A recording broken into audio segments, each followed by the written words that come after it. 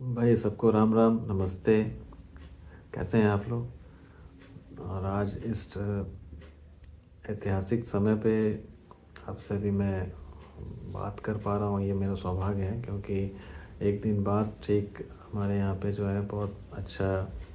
एक आयोजन होता है। तो सभी लोग अपने अपने तरीके से उस आयोजन को बहुत अच्छे तरीके से मतलब अपने अपने धार्मिक संस्थानों से जुड़ के उस चीज़ का लुत्फ़ लेते हैं। और साथ ही में लोग ये भी एक अपने माता-पिता के प्रति वो अपनी आस्था को प्रकट करते हैं। उससे ये उन्हें अनुभूति होता है कि भाई जितने आपकी जो ज़रूरतें हैं, उन सबको पूरा करते-करते आपके माता-पिता की पूरी उम्र निकल जाती है। ठीक है? दूसरी चीज़ें हैं कि वो कभी भी ये एहसास नहीं होने देते हैं बच्चों को अपने कि उन्होंने किस तरीके से उनको परवरिश किया, पाल-पोस कर इस लायक बनाया कि वो अपनी सारी ज़रूरतें, अपनी सारी महत्वाकांक्षाएँ और अपनी सारी मूलभूत चीज़ों की जो आवश्यकताएँ हैं, उसे वो पूरी कर पाएँ। भले ही वो माता-पिता एक समय में उनको बहुत सारी चीज़ें पूरे एक साथ नहीं ला के दे पाते थे, लेकिन जितना भी दे पाते थे उनके लिए वो जो सारी चीज़ें हैं बहुत ही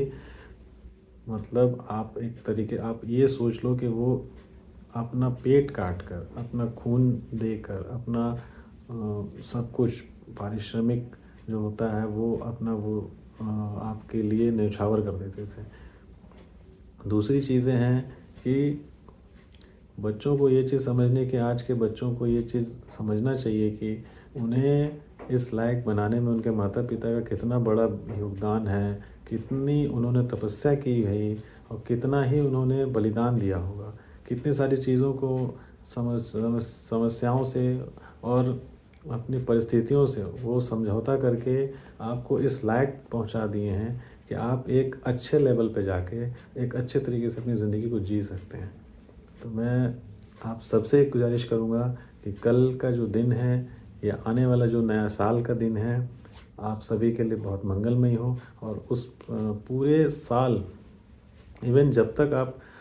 इस धरती पर हैं, कम से कम आप इतना ज़रूर करें अपने माँ-बाप के लिए कि वो इस चीज़ को महसूस करें कि उनके बच्चों के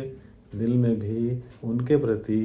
किसी तरीके की कोई भी गलत भावना नहीं है और वो उन्हें पाकर इस संसार में आकर बहुत खुश हैं कि के माता-पिता के जैसा उन्हें